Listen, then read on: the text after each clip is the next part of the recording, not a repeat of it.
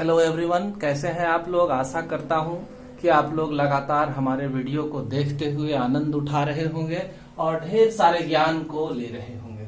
तो आज हम लोग क्लास 10 के लिए, है ना, क्लास 10 के लिए उत्सर्जन को देखेंगे। हिंदी मीडियम में हम लोग क्लास 10 के लिए उत्सर्जन को देखेंगे, एक्सक्रीशन को देखेंगे। ये सारा टॉपिक जो है वो लाइफ प्रोसेस के अंतर्गत है, जैव प्रक्रम के अंतर्गत है और उसी का अगला पार्ट हम लोग देख रहे हैं, एक्सक्रीशन को देख रहे हैं। तो इससे पहले हम लोगों ने क्या देखा था, डाइजेशन को देखा था, पाचन को देखा था। मनुष्य के शरीर के अंदर पाचन किस प्रक्रिया से संपन्न होती है। पाचन के बाद हम लोगों ने क्या देखा था कि छोटी आंत में हमारा पाचन की प्रक्रिया पूर्ण हो जाती है और पाचन पूर्ण होने के बाद भोजन का अवशोषण भिलाई के द्वारा कर लिया जाता है और यह अवशोषित भोजन सीधे रक्त में पहुंचती है और रक्त से यह हमारे इच्छित अंगों तक पहुंचा दिया जाता है। अब इन अंगों के अंदर क्या होता है कि कोशिकीय श्वसन होता है, सेलुलर रेस्पायरेशन होता है। कोशिकीय श्वसन के फलस्वरूप ये उन पदार्थों को, है ना, जो हम लोगों ने खाया था, यानी कि प्रोटीन का एमिनो अम्ल, ग्लूकोज और फैटी एसिड और ग्लिसरॉल, ये तीनों को ये क्या करते हैं, ब्रेक करते हैं। ये फिर वापस उसको ऑक्सीडाइज करते हैं। इस ऑक्सीडेशन प्रोसेस को क्रेब्स साइकिल में हम लोग अगले क्लास में पढ़ेंगे, 11th में पढ़ेंगे। तो वहां पर जो ऑक्सीडेशन होता है उसके रिजल्ट में एक्सक्रीटरी मटेरियल, उत्सर्जी पदार्थ के रूप में कुछ अत्यंत ही हानिकारक नाइट्रोजन युक्त पदार्थ का निर्माण होता है। ये पदार्थ ही उत्सर्जी पदार्थ कहलाते हैं। ठीक है, तो सबसे पहले उत्सर्जी पदार्थ को हम लोग समझे कि ये कहाँ बना। तो हमारी कोशिकाओं में कोशिकीय श्वसन के उपरांत ये उत्सर्जी पदार्थ बनते हैं और ये नाइट्रोजन युक्त उत्सर्जी पदार्थ अमोनिया, यूरिया, यूरिक अम्ल होते हैं। ठीक है, अब उत्सर्जन में क्या देखें तो शरीर के उपापचयी क्रियाओं के फलस्वरूप, अभी यह मैंने बताया कि शरीर के उपापचयी क्रियाओं के फलस्वरूप यानी कि कोशिकाओं के अंदर भोज्य पदार्थ का कोशिकीय ऑक्सीडेशन के फलस्वरूप जो है उत्सर्जी पदार्थ के रूप में अमोनिया, यूरिया और यूरिक अम्ल का निर्माण हुआ, है ना। तो ये जो उत्सर्जी पदार्थ, नाइट्रोजन युक्त उत्सर्जी पदार्थ का नाम मैं बता रहा हूं, ये उत्सर्जी पदार्थ अलग अलग जंतुओं में होते हैं। जैसे कि अमोनिया उत्सर्जी पदार्थ जो होता है जलीय जंतुओं में बनता है और उसी रूप में रह जाता है। तो जलीय जंतुओं में यह बहुत ही ज्यादा, सभी नाइट्रोजन युक्त उत्सर्जी पदार्थों में जब बहुत ही ज्यादा जहरीला कोई भी उत्सर्जी पदार्थ हमारे कोशिकीय श्वसन के उपरांत अगर बनते हैं तो उनको शरीर से बाहर निकालना अति आवश्यक होता है, नहीं तो हमारे शरीर के अंदर यह एंटीऑक्सीडेंट की कमी करवा देंगे और उससे हमारे कोशिकाओं का डेथ होना शुरू हो जाएगा। एंटीऑक्सीडेंट के लिए एक वीडियो डाला हुआ है हमारे चैनल पर, चैनल को सब्सक्राइब करके आप सारे वीडियो को देख सकते हैं। तो यह जो है अमोनिया काफी विषैला होता है, काफी जहरीला है और जल में घुलनशील होता है। तो जो जलीय जीव होते हैं वो अपने जलीय अंगों के द्वारा, जैसे गिल्स है या फिर स्किन है ना, उसके द्वारा ये डायरेक्ट जल के अंदर इस पदार्थ का रिमूवल कर देते हैं। यूरिया जो है वो स्थलीय जीवों में उत्सर्जी पदार्थ के रूप में बनता है। यूरिया स्थलीय जीवों में उत्सर्जी पदार्थ के रूप में ये बनता है। तो यूरिया है हमारे शरीर में, स्थलीय में हम लोग आते हैं, है ना, हम लोग जितने सारे कशेरुकी हैं सभी में क्या होगा कि यूरिया का निर्माण होता है।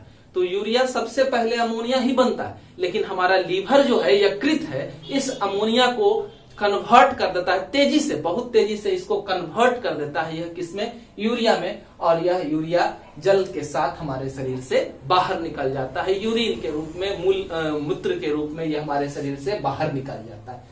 तो हमारे शरीर के अंदर उत्सर्जी पदार्थों को निकालने के लिए जल की एक नियमित मात्रा चाहिए, है ना, और वो हम लोग लेते हैं और उसी के साथ यह घुलनशील होकर के बाहर निकल जाता है। ऐसा ना हो किसी भी जीव के शरीर में जल की मात्रा कम हो जाए जिससे कि उसके कोशिकाएं सिकुड़ने लगे और उसके कार्य में बाधा उत्पन्न हो जाए। तो इसके लिए हरेक जीवों में ऑस्मो रेगुलेशन की प्रक्रिया होती है, जल संतुलन की प्रक्रिया होती है और यह खास तौर से उत्सर्जी अंगों के द्वारा पूर्ण कराया जाता है, जल संतुलन की प्रक्रिया। ठीक है, अब यूरिक अम्ल किसमें बनता है ये हम लोग जाने।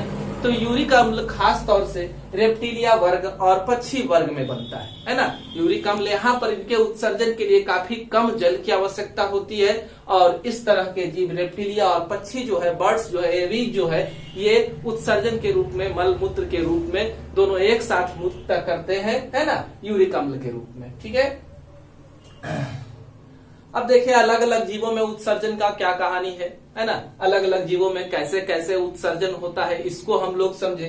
तो सबसे पहले देखिए कि एक कोशिकीय जीव है। तो एक कोशिकीय जीव है तो हम समझ सकते हैं कि इस तरह के जीवों में उत्सर्जन के लिए कुछ खास अंग होता नहीं है, उत्सर्जी अंग का अभाव होता है। इसलिए इनके शरीर के बाह्य आवरण, कोशिका झिल्ली वगैरह जो है, ये इन पदार्थों को विसरण के रूप में बाहर मुक्त कर देते हैं। बहुकोशिकीय जीवों में उत्सर्जी अंग पाया जाता है। बहुकोशिकीय जीवों में क्या होता है? उत्सर्जी अंग पाया जाता है ना। उत्सर्जी अंग कई तरह के होते हैं। ग्रीन ग्लैंड है, फ्लेम सेल है ना, कोक्सल ग्लैंड है, प्रोटोनेफ्रिडिया है, नेफ्रिडिया है और फिर हमारा किडनी वृक्क है। तो कह सकते हैं जितना नाम मैंने पीछे लिया वो सब उत्सर्जी अंग है और उन्हीं उत्सर्जी अंगों में लगातार विकास हुआ, वो ज्यादा इंप्रूव होते गए और अंत में किडनी यानी कि वृक्क का निर्माण हुआ, जो पूर्ण रूप से हाईली डेवलप उत्सर्जी अंग के रूप में जाना जा सकता है। ठीक है। तो ये हम लोगों ने देखा उत्सर्जी अंगों के प्रकार के बारे में। हम लोगों को वो सब तो कुछ पढ़ना है नहीं, हम लोगों को सीधे जानना है कि मनुष्य के अंदर उत्सर्जन की प्रक्रिया कैसे कैसे होती है, इसको समझना है। तो मनुष्य में उत्सर्जन के लिए एक जोड़ा हमारा किडनी पाया जाता है, वृक्क पाया जाता है और इसका जो पोजीशन है वो कह सकते हैं, अगर विशेष जानना है तो कमर की हड्डी से गिनती शुरू करेंगे और तीसरी हड्डी है ना, थर्ड लंबर वर्टिब्रा नाम है ना, तीसरी कमर की हड्डी के पास यह डोर्सल सतह पर, वेंट्रल आगे वाला हुआ और डोर्सल पीछे, तो डोर्सल सतह पर हमारा जो बैकबोन है, रीढ़ की हड्डी है, उसके बगल में यह सटा हुआ होता है ना। एक पेयर किडनी मौजूद होता है। कलर की बात करें तो यह लगभग भूरे, गहरे भूरे लाल रंग का होता है ना। कलर इसका कैसा होता है? गहरा भूरा लाल रंग का ये होता है। लगभग 10 सेंटीमीटर इसकी लंबाई होती है, लगभग 10 सेंटीमीटर इसकी लेंथ होता है। 5 से 6 सेंटीमीटर यह चौड़ा होता है और 2.5 से 4 सेंटीमीटर इसकी मोटाई, थिकनेस होती है ना। किडनी देखने में बीन के आकार का होता है। किडनी देखने में कैसा होता है? बीन के आकार का होता है और बीन के आकार के बाह्य सतह को आप अगर देखें, है ना, तो इसका बाह्य सतह जो है वो कैसा लगेगा? कनकेव, कन्वेक्स रहेगा। इसका बाह्य सतह कैसा है? कन्वेक्स है। कन्वेक्स क्या होता है? उभरा हुआ जो सतह होता है वो कन्वेक्स है। और आंतरिक सतह को देखें तो यह क्या है? धसा हुआ है। ठीक है। तो यह कनकेव होता है। इस तरह से इसकी रचना है ना। किडनी को हम लोगों ने देखा, किडनी का पोजीशन देखा, किडनी कहाँ है। अब हमारा पूरा उत्सर्जन तंत्र आपको पूछेगा, मानव उत्सर्जन तंत्र का डायग्राम बनाएं। तो मानव उत्सर्जन तंत्र का ये डायग्राम यहां बना हुआ है आपका, मानव उत्सर्जन तंत्र।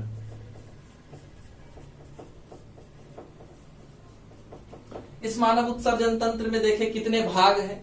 सबसे पहले हम जान रहे हैं किडनी क्या करता है, तो हमारे उत्सर्जी पदार्थों को शरीर से बाहर निकालने का काम करता है। तो हमारे सारे उत्सर्जी पदार्थ मिले कहाँ होते हैं? हमारे रक्त में, हमारे ब्लड में। तो यानी कि यह ब्लड को फिल्टर करने का काम करता है। किडनी का मेन फंक्शन क्या है? तो यह ब्लड को फिल्टर करने का काम करेगा। यानी कि यहाँ ब्लड पहुंचना चाहिए। तो धमनी और सिरा को दिखाया गया, 2 नली आप देख रहे हैं, है ना। एक ब्लू कलर से बनाया गया है अशुद्ध, है ना, और रेड कलर से बनाया गया है धमनी को, शुद्ध को, है ना। तो इस तरह से यहाँ एक से रक्त शुद्ध होने के लिए यहाँ आएगा। शुद्ध होने का मतलब क्या है? तो शुद्ध होने का मतलब है कि रक्त तो शुद्ध, हम लोग शुद्ध रक्त को क्या पढ़े थे पहले कि अगर कार्बन डाइऑक्साइड रहेगा तो अशुद्ध रक्त, है ना, और कार्बन डाइऑक्साइड नहीं रहेगा तो अशुद्ध रक्त कहा जाएगा। तो यहाँ पर ऑक्सीजनेटेड डीऑक्सीजनेटेड से मतलब नहीं है। ऑक्सीजनेटेड डीऑक्सीजनेटेड के जगह पर हम लोगों को यहाँ नाइट्रोजन वाला ब्लड जो है वो शुद्ध अशुद्ध रहेगा। ठीक है। तो उसको यहाँ प्यूरिफाई करना है। ठीक है। तो वहां पर प्यूरिफाई करने के लिए किडनी क्या करेगा? तो यहाँ पर किडनी आप देख रहे हैं, किडनी की रचना को दिखाया गया है। किडनी के ऊपर लाल रंग से कुछ दिखाया गया है, यह एड्रिनल ग्लैंड है ना। ये दोनों आपका किडनी हो गया वन पेयर। किडनी से एक नली निकल रही है, उस नली को यूरेटर या मूत्रवाहिनी नली कहा जाता है, ठीक है। उसके बाद एक थैली है जिसे मूत्राशय कहा जाता है, यूरिनरी ब्लैडर कहा जाता है, और ये जो है यूरेथ्रा मूत्र मार्ग कहलाएगा, ठीक है। तो ये हम लोग देखे इसमें कितने सारे पार्ट है, किससे मिलकर के बना हुआ है। देख रहे हैं कि मूत्रवाहिनी नली जिस जगह पर इंटर कर रही है, जिस जगह पर यह इंटर कर रही है उस जगह पर हल्का सा गड्ढा जैसा स्ट्रक्चर दिखाई दे रहा है। तो वो गड्ढा जैसा स्ट्रक्चर जो है उसे क्या कहा जाएगा, हाइलम कहा जाता है। उस स्ट्रक्चर को क्या कहते हैं, हाइलम कहा जाता है, ठीक है। और पूरा रीजन जहां से यह यूरेटर मूत्रवाहिनी नली इंटर कर रहा है, वो पूरे क्षेत्र को, ये इतना दूर का पूरा इलाका जो है वो क्या कहलाएगा, पेल्विस कहलाएगा। उस क्षेत्र को क्या कहा जाएगा, पेल्विस कहा जाएगा। किडनी के ऊपर एक काफी मेम्ब्रेनस कवर होता है, पतला मेम्ब्रेनस कवर होता है, उस कवर को कैप्सूल कहा जाता है। किडनी इंटरनली अगर सेक्शन काटे किडनी का, है ना, टीएस सेक्शन काटते हैं, ट्रांसवर्स सेक्शन काटते हैं, तो हम लोग क्या देखते हैं कि यह 2 लेयर बटा है, बाहरी को, है ना, रेड कलर से बनाया गया है। तो ये कॉर्टेक्स है और इंटरनल पार्ट जो है वो क्या है, मेडुल्ला है, ठीक है। तो इसमें 2 पार्ट हो गया, एक तो कॉर्टेक्स हो गया और दूसरा क्या हुआ, मेडुल्ला हुआ, ठीक है। उसके बाद क्या देख रहे हैं, ये इस तरह से उभरा हुआ कैलिक्स जैसा रचना है ना, इसको रीनल कैलिक्स कहा जाता है। रीनल कैलिक्स के ऊपर पिरामिड के आकार की रचनाएं हैं जिसको मेडुलरी पिरामिड कहा जाता है। इसकी संख्या 15 से 20 तक होती है ना, 16 लिखे हैं यहाँ। तो ये मेडुलरी पिरामिड होता है। इसके अलावा इतना हमारा इंटरनल किडनी का स्ट्रक्चर है। ये हम लोगों ने किडनी का स्ट्रक्चर देखा।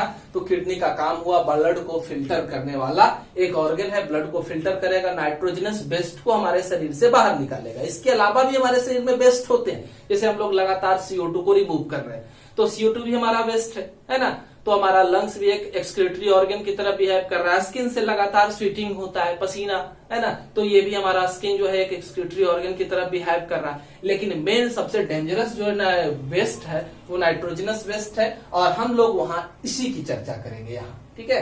अब किडनी तो एक ढक्कन की तरह आप देख रहे थे कि किडनी जो है हमारा है, लेंथ देख लिए वगैरह जो भी देख लिए, किडनी एक बस कवर की तरह है। किडनी के अंदर मेन फंक्शनल यूनिट, कार्यात्मक इकाई जो किडनी की है वह नेफ्रॉन कहलाती है ना।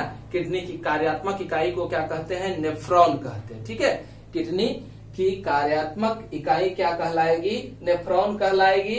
और नेफ्रॉन एक किडनी के अंदर लगभग 1 मिलियन की संख्या में होता है। हाईली क्वाइल्ड स्ट्रक्चर है। आप देख रहे हैं एक किडनी के अंदर जिसकी लंबाई कितनी है, 10 सेंटीमीटर है, और उसके अंदर 1 मिलियन नेफ्रॉन है। तो आप इसके साइज की कल्पना कर सकते हैं कि कितना छोटा होगा, माइक्रोस्कोपिक स्ट्रक्चर जैसा बिहेव करता है ये, ठीक है। तो अब इस तरह से नेफ्रॉन को हम लोगों ने देखा कि नेफ्रॉन ये इसका क्या है, कार्यात्मक फंक्शनल इकाई है।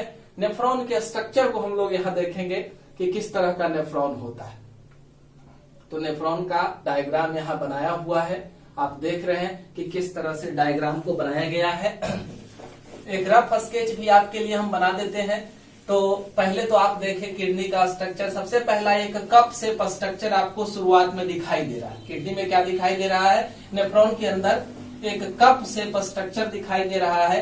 इस कप शेप स्ट्रक्चर को बोमैन कैप्सूल कहा जाता है ना। इस कप शेप स्ट्रक्चर को क्या कहा जाएगा, बोमैन कैप्सूल कहा जाएगा। और इस तरह से आप इसको ड्रॉ कर सकते हैं। मेरे हाथ को देखिए कि इस तरह से आप इसको क्या कर सकते हैं, ड्रॉ कर सकते हैं। ये बोमैन कैप्सूल बना। इसके अंदर हाईली क्वाइल्ड ट्यूबुल्स है जिसे ग्लोमेरुलस कहा जाता है, और ये ग्लोमेरुलस से 2 नलियां निकल रही है। एक को एफरेंट धमनिका कहते हैं, अभिवाही नलिका कहते हैं, ये धमनिका कहते हैं। दूसरे को अपवाही धमनिका यानी कि एफरेंट आर्टेरियोल्स कहा जाता है। तो इस तरह से 2 नली बनाए। और आप कह सकते हैं कि बोमैन कैप्सूल और ग्लोमेरुलस, बोमैन कैप्सूल और ग्लोमेरुलस दोनों को मिला करके मालपीजियन बॉडी भी कहा जाता है ना। मालपीजियन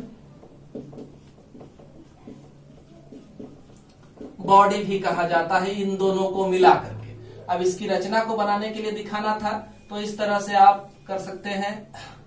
उसके बाद थोड़ा सा नीचे पतला कर दें इस तरह से, और फिर थोड़ा सा वाइड करें इस एरिया को, और फिर थोड़ा सा क्वाइल करके आगे बढ़े और यहाँ से कलेक्टिंग डक्ट को इस तरह से जोड़ दें। ठीक है, तो इस तरह से उसके बाद ये नली ऐसे ले लें, उसके बाद इसके ऊपर ये कर सकते हैं आप और इसको मिला दीजिए इससे। तो इस तरह से आपका नेफ्रॉन ड्रॉ हो गया। नेफ्रॉन के पूरे डायग्राम को हम लोग समझते हैं। पहले तो हम लोगों ने अभिवाही और अपवाही धमनिका को देखा, इफरेंट और एफरेंट आर्ट्रियोल के बारे में जाना। एफरेंट आर्ट्रियोल से एफरेंट, ये है ना, एफरेंट आर्ट्रियोल से जो नाइट्रोजनस युक्त ब्लड है वो इंटर करता है हमारे नेफ्रॉन के अंदर, और ये जो अपवाही है इफरेंट आर्ट्रियोल है, इससे प्यूरिफाइड ब्लड जो है वापस भेज दिया जाता है। ठीक है, तो ये हम लोग देखें। इसके बाद का ये जो क्वाइल ट्यूबुल्स स्ट्रक्चर्ड है, इसको क्या कहा जाता है? पीसीटी कहा जाता है, प्रॉक्सिमल कन्वोल्यूटेड ट्यूबुल्स, अग्रस्त कुंडलित नलिका। आगे वाला हिस्सा को अग्रस्त कुंडलित नलिका और दूर वाला को दूरस्थ कुंडलित नलिका कहा जाता है। इसको संग्राहक नलिका या कलेक्टिंग डक्ट कहा जाता है, और ये जो लूप जैसा स्ट्रक्चर बन रहा है इसे हेनले लूप कहा जाता है। आप देख रहे हैं इधर से आ रहा है ना, नीचे उतर रहा है तो एसेंडिंग, नीचे उतर रहा है तो ये डिसेंडिंग लूप कहलाएगा। ऊपर जो जा रहा है उसे क्या कहा जाएगा? एसेंडिंग लूप कहा जाएगा। हेनले लूप जो है दो लूप से बना है, एसेंडिंग और डिसेंडिंग लूप से। उसके ऊपर जो है भासा रेक्टा, यहाँ पर यू शेप स्ट्रक्चर जो बन रहा है इसको भासा रेक्टा कहा जाता है, और ये ब्लड कैपिलरी का नेटवर्क है। ये जो है रक्त केशिकाओं का जाल इसके ऊपर है। उसके बाद क्या देख रहे हैं? तो ये दुरस्थ हो ही गया। तो ये हमारा नेफ्रॉन का स्ट्रक्चर है। ठीक है, हम लोगों ने नेफ्रॉन के स्ट्रक्चर को देखा कि नेफ्रॉन किस तरह से होता है। अब हम लोग देखते हैं कि हमारा यह नेफ्रॉन किस तरह से कार्य करता है, फंक्शन कैसे करता है। तो सबसे पहले क्या होगा कि नाइट्रोजनस ब्लड जो है इंटर करेगा ग्लोमेरुलस में। तो ग्लोमेरुलस में आने के बाद क्या होता है? ब्लड में एक्सेप्ट ब्लड सेल है ना, आरबीसी, डब्ल्यूबीसी, प्लेटलेट्स, इसको छोड़ करके सभी ब्लड के सारे कंपोनेंट्स जो है वो इंटर कर जाएंगे नेफ्रॉन ट्यूबुल्स के अंदर। एक्सेप्ट ब्लड सेल को छोड़ करके जितने कंपोनेंट ब्लड के हैं वो इंटर कर जाएंगे कहा? नेफ्रॉन ट्यूबुल्स में। ठीक है, कुछ लार्जर प्रोटीन्स, बड़े प्रोटीन्स जो होते हैं वो इंटर नहीं कर पाते हैं। तो हमारे ग्लोमेरुलस के दीवार के एपिथेलियल सेल्स जो है वो इस तरह से अरेंज होते हैं कि कुछ छोटे छोटे छिद्र का निर्माण करते हैं। इन छिद्रों को पोडोसाइट कहते हैं, और इन पोडोसाइट्स के द्वारा ये प्रोटीन्स जो है वो अंदर इंटर करते हैं। तो इस तरह के फिल्ट्रेशन को जो हाई प्रेशर में इंटर कर रहा है अंदर, उसे कहा जाता है अल्ट्रा फिल्ट्रेशन, है ना। तो सबसे पहले पूरा ब्लड जो है अंदर इंटर कर गया तो उसे ग्लोमेरुलर फिल्ट्रेशन कहा जाएगा। फर्स्ट प्रोसेस क्या हुआ? यूरिन फॉर्मेशन, है ना, मूत्र निर्माण की प्रक्रिया देख रहे हैं, ब्लड को फिल्टर होने की प्रक्रिया देख रहे हैं। तो पहला जो है ग्लोमेरुलर फिल्ट्रेशन है, जिसमें सारा ब्लड जो है अंदर चला जाएगा, है ना। 180 ml पर मिनट जो है ब्लड अंदर इंटर करता है, पूरे किडनी, दोनों किडनी को मिला करके 180 ml, इस तरह से लगभग टोटल 180 लीटर ब्लड जो है पर डे इससे फिल्टर होता है। ठीक है, तो ये सब तो ठीक है। उसके बाद क्या होता है? दूसरा टॉपिक जो है, अब सारा चीज अगर चला जाएगा नेफ्रॉन के अंदर तो हमारा सारा न्यूट्रिएंट वगैरह जो भी है वो इसी के अंदर है, ब्लड के अंदर ही, तो सब तो रिमूव आउट हो जाएगा, है ना। कलेक्टिंग डक्ट जो है वो ओपन होगा कहाँ? ये पेल्विस रीजन में, और यहाँ से ये इसको रिलीज कर देगा यहाँ, तो सारा चीज तो बाहर निकल जाएगा। तो इस चीज से बचने के लिए ट्यूबुलर रीएब्जॉर्प्शन होता है, माने यहाँ की नलियां कुछ चीजों का सिक्रीशन करती है, Na+ सोडियम आयन का, है ना, कैल्शियम का, कुछ यूरिया का सिक्रीशन करती है, और इस तरह से वो वापस आयंस को और मटेरियल्स को, ग्लूकोज को एब्जॉर्ब कर लेते हैं। ग्लूकोज को नहीं, है ना। ग्लूकोज अगर आएगा, ग्लूकोज खराब है हमारा अगर पैंक्रियाज, तो ग्लूकोज आ रहा है, ग्लूकोज अगर इसके अंदर इंटर कर जाएगा तो ग्लूकोज को ये रीअब्जॉर्ब नहीं करता। इस बात का याद रखेंगे, इस बात को कि ये ग्लूकोज को रीअब्जॉर्ब नहीं करता है, ग्लूकोज डायरेक्टली पास हो जाएगा। तो इस तरह से ट्यूबुलर रीअब्जॉर्प्शन के द्वारा मटेरियल्स को वापस क्या कर लिया जाएगा? रीअब्जॉर्ब कर लिया जाएगा। अब चलते हैं इस रीअब्जॉर्ब के लिए हम लोग क्या दिखाएं कि NaCl या फिर Na+, Cl, यूरिया, है ना, क्रिएटिनिन, इस तरह के सबस्टांस का सिक्रीशन ये नलियां करती है। ठीक है, तो इन नलियों के सिक्रीशन को ट्यूबुलर सिक्रीशन कहा जाता है, और इस तरह से हमारा यहाँ पर क्या है, किडनी के ऊपर एड्रिनल ग्लैंड है ना। इससे एपिनेफ्रिन, नॉरएपिनेफ्रिन जैसे हार्मोन्स निकलते हैं, वो ऑस्मो रेगुलेशन में हेल्प करते हैं। यानी कि हमारे बॉडी के अंदर कितना पानी रहेगा और कितना बाहर जाएगा, इसको कंट्रोल करने का काम जो है ये एड्रिनल ग्लैंड यहाँ पर करता है। ठीक है, तो इस तरह से हमारे ब्लड के वॉल्यूम को वापस 5 से 6 लीटर मेंटेन करना है इसको, है ना। और एक्स्ट्रा वाटर जो है उसको रिमूव आउट करना है। तो इस तरह से ये क्या कर देगा, उसको रिमूव आउट कर देगा एक्स्ट्रा वाटर को, बाकी रीअब्जॉर्ब होकर के वापस जो है अपवाही धमनिका इफरेंट आर्टरियोल्स के द्वारा पहुंच जाएगा ग्लोमेरुलस में, और ग्लोमेरुलस इसको सप्लाई कर देगा वापस ब्लड कैपिलरीज में, ब्लड कैपिलरीज से ब्लड में चला जाएगा। ठीक है, तो इस तरह से ये फंक्शन करता है नेफ्रॉन। ठीक है, फंक्शनिंग देख लिए। कैसे कह सकते हैं कि यह मूत्र निर्माण की प्रक्रिया भी है, यूरिन फॉर्मेशन की प्रक्रिया भी है। इसके द्वारा विक्र कैसे कार्य किया, किडनी कैसे कार्य किया, इसको हम लोगों ने समझा। ठीक है, उसके बाद है हमारे यूरिन की बनावट कैसी होती है, कैसे बना हुआ होता है। तो इसके अंदर अगर मान लेते हैं 24 आवर में हमारे डाइट में 80 से 100 ग्राम जो भोजन ले रहे हैं उसमें 80 से 100 ग्राम प्रोटीन हम लोग खा रहे हैं, है ना। तो उस कंडीशन में 96% उसमें जो होगा वाटर होगा, और 4% जो होगा वो सॉलिड पदार्थ होगा, ठोस होगा, जिसमें से 2% जो है यूरिया होगा, और 2% में अन्य यूरिक एसिड है, क्रिएटिनिन है, वगैरह वगैरह है। बहुत सारे प्रोटीन्स भी बाहर निकल आते हैं, आयंस होते हैं, आयंस वगैरह भी बाहर निकलते हैं। तो एक्स्ट्रा आयंस जो होंगे वो भी बाहर निकलेंगे। उसके बाद यूरिया का कंसंट्रेशन नॉर्मली कितना होना चाहिए ब्लड में, तो 100 ml ब्लड में लगभग 30 मिलीग्राम यूरिया जो है वो नॉर्मल माना जाता है। अगर इससे ज्यादा आ रहा है तो हमारी किडनी में किसी न किसी तरह की समस्या है ना, किडनी नेफ्राइटिस, है ना, या फिर किसी और तरह का किडनी डिसऑर्डर्स हो सकता है। तो आगे है यूरिक एसिड को हम लोग देखेंगे। यूरिक एसिड 2 से 3 मिलीग्राम नॉर्मली ब्लड में पाया जाता है। 1.5 से 2 ग्राम जो है पर डे या एक्सक्रीट आउट हो जाता है हमारे बॉडी से, है ना। हमारे यूरिन का रंग जो है वो पीला है, किसके वजह से, ये क्वेश्चन ऑब्जेक्टिव है। तो यूरोक्रोम पिगमेंट होता है, रंजक होता है, जिसके वजह से यूरिन का रंग जो होता है वो कैसा होता है, तो पीला होता है। इस तरह से हम लोगों ने एक्सक्रीशन को देखा, यूरिन फॉर्मेशन की पूरी प्रक्रिया को देखा। अगर कहीं कोई समस्या इसके बाद भी रह जाती है तो कमेंट बॉक्स में कमेंट करेंगे। वीडियो अगर पसंद आएगा तो लाइक करेंगे, है ना, दूसरे तक पहुंचाएंगे, चैनल को सब्सक्राइब करेंगे, जिससे कि आपको आगे की वीडियो लगातार मिलते रहेंगे। धन्यवाद।